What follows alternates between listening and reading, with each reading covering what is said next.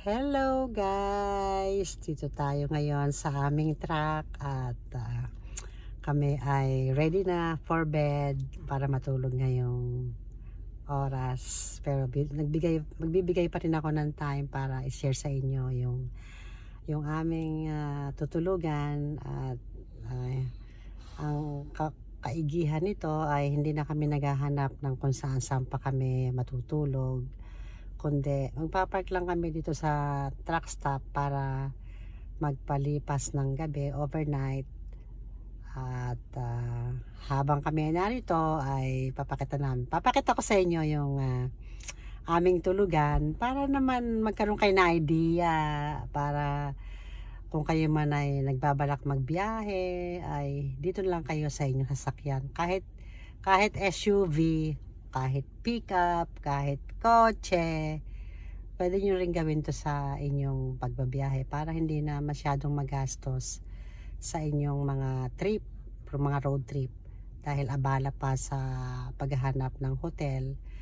At kung naman kayo mag-hotel at mag-reserve naman kayo ng online, kailangan naman dumating kayo sa time, dahil siyempre pagka nag-reserve kayo ngayon at hindi kayo dumating, babayaran nyo yon.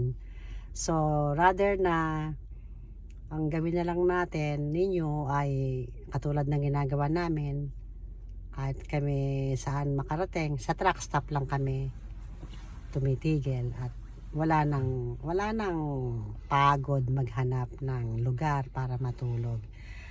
At nasa likod lang namin yung aming bed para lilipat lang kami sa likod. Yun na yung aming bedroom.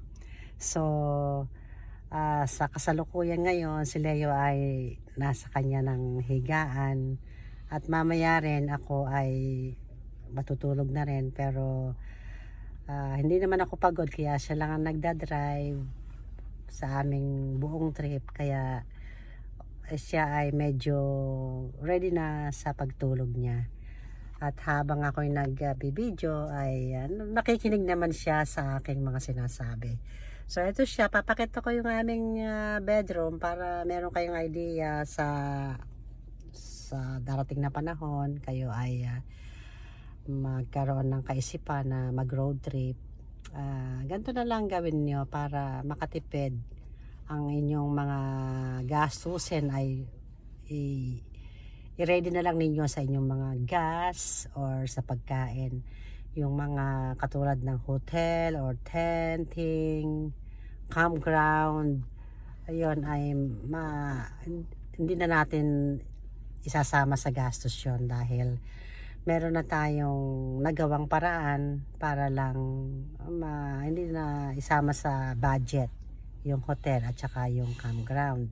So ito, matagal na namin ginagawa itong mag-asawa sa aming mga trip. Since 2018 nagsimula na kaming mag road trip ng kahit saang lugar. Hindi namin pinoproblemang maghanap ng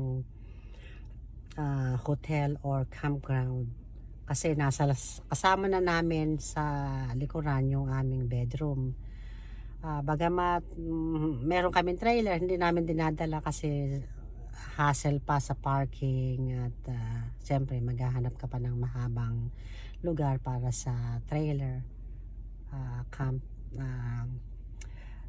RV. So ito ang aming lugar sa likod. Ayan, naglagay ako ng ayan, medyo malaki rin, twin size or single bed, ay kumasya kaming dalawa at walang problema. Talagang sa sobra namang liit namin ay kasya kaming dalawa dito sa extra bed sa likod. Yan, walang problema sa pagtulog, bagkos ay very comfy sa aming dalawa. Walang problema sa pag meron kaming pupunta ng toilet, gagamit ng toilet, pupunta lang sa loob ng tindahan dahil sila naman ay 24 hours, kaya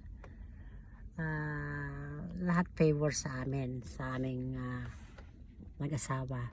So, narito kami ngayon sa quick trip. Dito ay, ito raw yung pinakamalaking quick trip na gas at truck stop.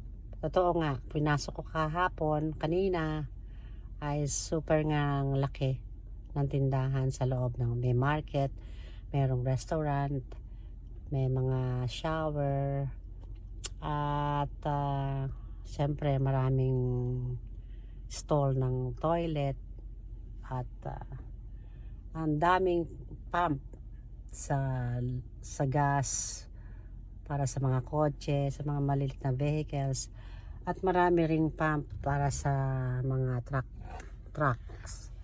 Ayan, oh. At medyo madilim na kaya hindi masyadong kita, pero kung ayan ang area ng diesel para sa mga truck. Ayan, malaki siya, ilang stall siya, siguro may 7 or 7 magkabilaan. At ito namang sa mga kotse ay 14, 17, 18, hanggang 18 pump.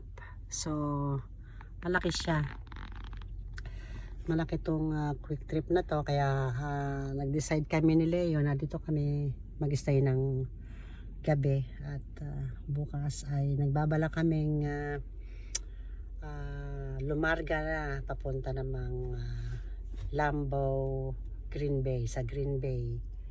At nabalitaan namin, nakita namin sa mga Google na marami ring pupuntahan doon, kaya subukan namin uli na daanan siya. At siguro makapag-spend kami ng mga 2 to 3 days doon. Sabihin ko pala sa inyo yung presyo ng gas. Yung unleaded is $3.59 per gallon, at yung regular na gas ay $3.39 per gallon. Yun namang diesel ay $4.80 per gallon. So medyo matipid dito sa lugar na to, medyo cheaper ang presyo compare sa Chicago. Chicago is, sa Illinois is $4.24 per gallon ang gas. At lahat ng state na aming pinupuntahan ay iba-iba. Sa Philadelphia, sa Pennsylvania, naglalaro yung gas sa 3.89 cents per gallon up to 3.99 cents per gallon. So medyo mataas doon sa Pennsylvania. Pero nung dumating kami dito sa Illinois, mas mataas, is $4.25 per gallon. Papuntang Wisconsin, medyo pababa na.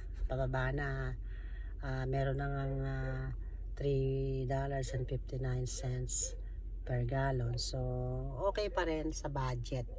So sa ngayon ay medyo padilim na ng gabi. Time to rest.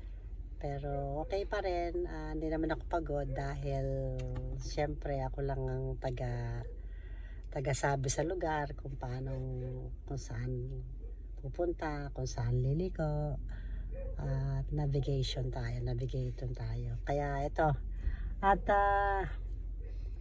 medyo tahimik na yung lugar dito, kaya it's time to go to bed.